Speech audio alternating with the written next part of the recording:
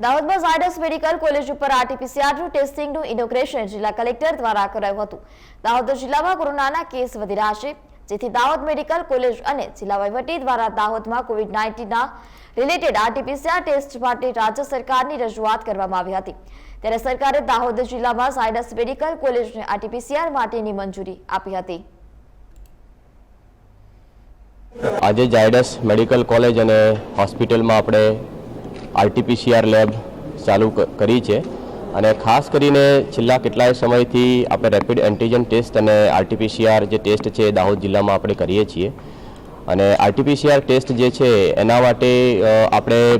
Baroda SSG હોસ્પિટલમાં એના sample મોકલતા હતા અને એના કારણે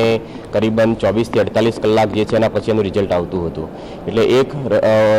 રજૂઆત એવી પણ આવી હતી કે આપણે જો દાહોદમાં જ આરટીપીસીઆર લેબ શરૂ થાય તો જે 2 દિવસનો ગેપ પડે છે અને 2 દિવસની અંદર જે લોકોને ખબર નથી પડતી એ લોકો બજારમાં અને માર્કેટમાં ફરે છે, એના કારણે પણ ઘણી વખત ફેલાવો થવાની શક્યતાઓ છે। તો આના કારણે આપણે આ રજૂઆતને ધ્યાને લઈ ઝાયડસ મેડિકલ કોલેજ અને હોસ્પિટલને પણ ધ્યાન દોરવામાં આવ્યું। થોડા દિવસ અગાઉ જ આપણે આરટીપીસીઆર લેબ જે છે એ દાહોદ જિલ્લામાં શરૂ કરી છે અને આવનારા સમયમાં જે દિવસે જ આપણે આરટીપીસીઆરનો સ્વેબ લઈશું, સેમ્પલ લઈશું, એ જ દિવસે આપણને રિઝલ્ટ મળે અને એના કારણે જે વધારે ફેલાવ થતો આપણે અટકાવી શકીએ એ આશયથી